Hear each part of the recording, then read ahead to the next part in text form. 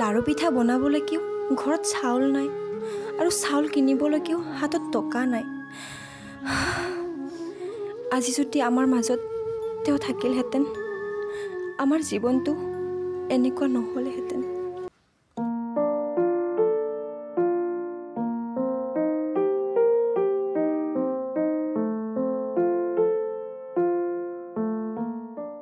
বাবা, এতিয়া আমি ৰুমাল চুল খেলো দিয়া।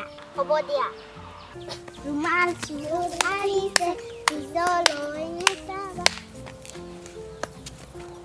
ৰুমাল চুল আহিছে পিছফালে নাচাবা, ৰুমাল চুল আহিছে ৰুমাল চুল আহিছে পিছফালে নাচাবা, ৰুমাল চুল আহিছে। আগতে লাগিল গুৰিমা আমি বুৱা বা অ' বা, আজি নহয় মোৰ মায়ে বহুত লাৰু পিঠা বনাইছে। হয় নেকি? অ' বা, চোৱা মোক মায়ে এইটো নতুন ফ্ৰক কিনি দিছে। বা হয় নেকি? বহুত ধুনীয়া লাগিছে। অ' বা, কালি নহয় মোক আৰু এটা নতুন ফ্ৰক দিব। হয় নেকি? আজি ময়ো মাক লাৰু পিঠা বনাবলৈ ক'ম। মাক নতুন ফ্ৰক দিম, তোমাতকৈও দামী ফ্ৰক ল'ম।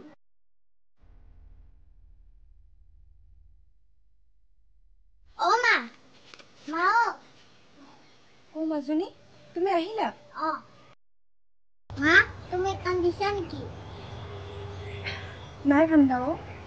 এই চোতাল সাৰি থাকোঁতে চকুত কিবা সোমালে।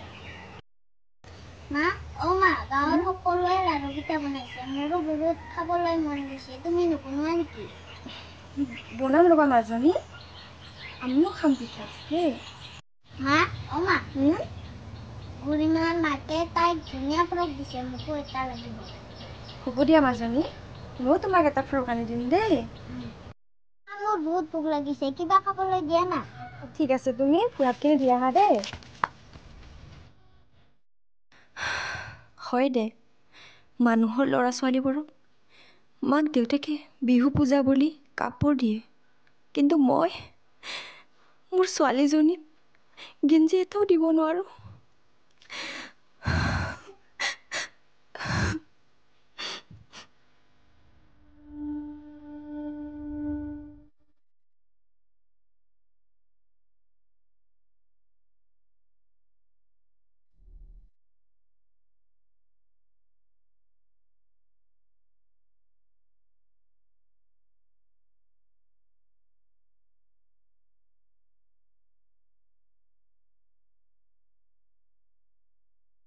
মাজনী, অই মাজনী, ভাত খাব আহা।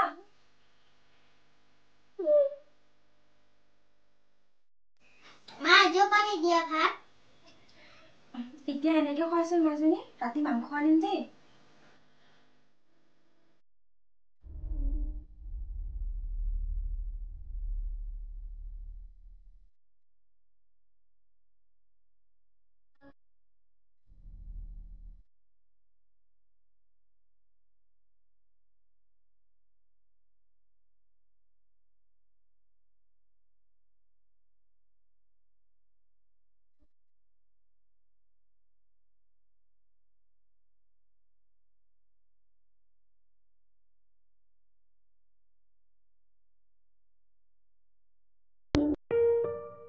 মহাজন দা, ঘৰত আছেনে আপুনি? মহাজন দা, অ' মহাজন দা, বাতৰি পঢ়ি আছে। কোৱাচোন মৰমী, কিয় আহিলা তুমি? মহাজন দা, মোৰ মানে অকণমান টকাৰ প্ৰয়োজন হৈছিল। আপুনি যদি পাৰে অলপ সহায় কৰিবচোন। টকা মই দিব নোৱাৰোঁ। আগৰ টকাবোৰেৰে সুদ দিব পৰা নাই তুমি? মই তোমাক কেনেকুৱা আৰু টকা দিওঁ? দিব নোৱাৰোঁ মই তোমাক। ওলাই যোৱা ইয়াৰ পৰা। দাদা, ওলাই যোৱা বুলি কৈছোঁ নহয়।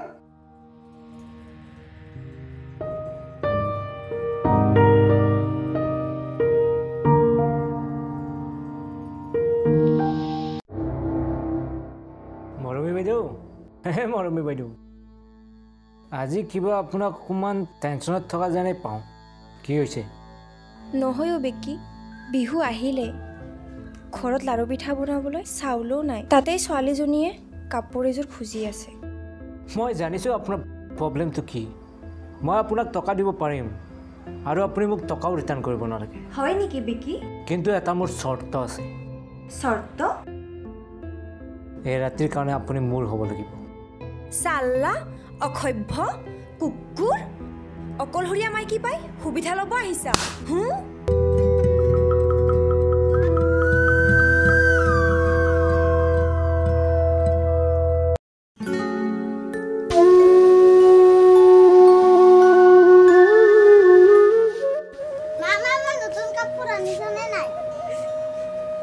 নহয়ো মাজনী এই বিহু পূজা সভা আমাৰ নিচিনা সৰু মানুহৰ কাৰণে নহয় সমাজৰ ডাঙৰ ডাঙৰ মানুহৰ কাৰণেহে এইবোৰ হয়